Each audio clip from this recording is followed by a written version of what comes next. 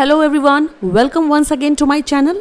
आज के इस छोटे से वीडियो में हम जानने वाले हैं यूज़ ऑफ इंस्टेड ऑफ। तो आइए देखते हैं इंस्टेड ऑफ क्या होता है और इसे हम सेंटेंसेस में कैसे यूज़ कर सकते हैं।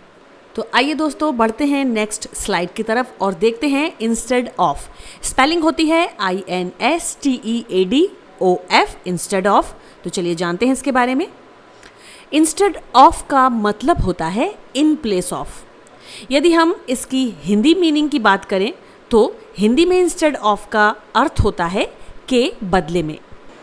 यानी जब हम किसी प्रकार के विकल्प या फिर चॉइसेस की बात करते हैं तो वहाँ पर सेंटेंसेस में इंस्टेड ऑफ का यूज़ किया जाता है। दोस्तों, आप सभी को यह ध्यान रखना है कि इंग्लिश ग्रामर में इंस्टेड ऑफ एक प्रपोजिशन वर्ड है जिसका हम सेंटेंसेस में प्रयोग करते हैं। दोस्तों, अगर हम प्रोनाउंसिएशन की बात करें तो कई बार ऐसा होता है कि हम इंस्टेड ऑफ को इंस्टीड ऑफ प्रोनाउंस करते हैं, जो कि गलत है।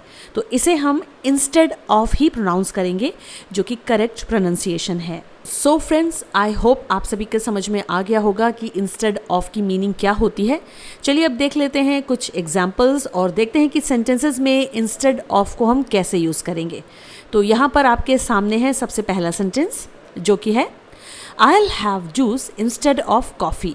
तो यहाँ पर इस सेंटेंस का मतलब है कि मैं कॉफ़ी के बदले में जूस लूँगी।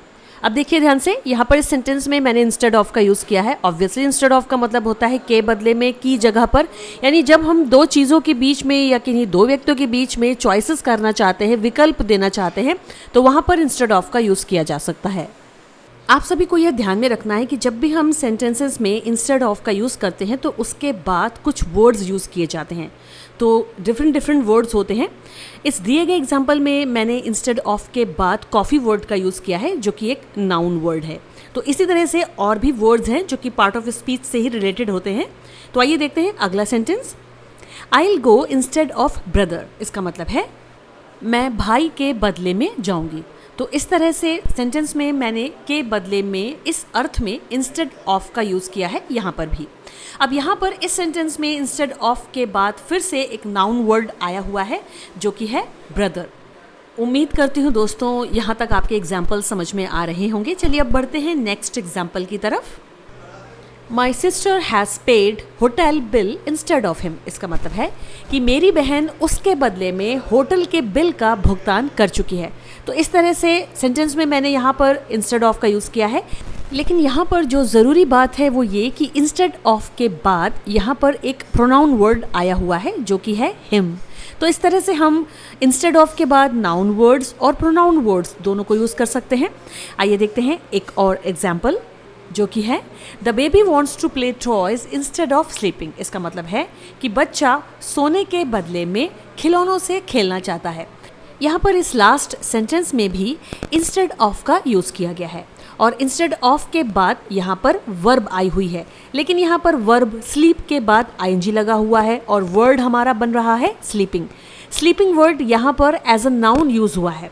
और जब भी कभी कोई वर्ब आईएनजी के साथ एज अ नाउन यूज़ होती है, यानी एज अ नाउन फंक्शन कर रही होती है, तो उसे कहा जाता है जेरेंड।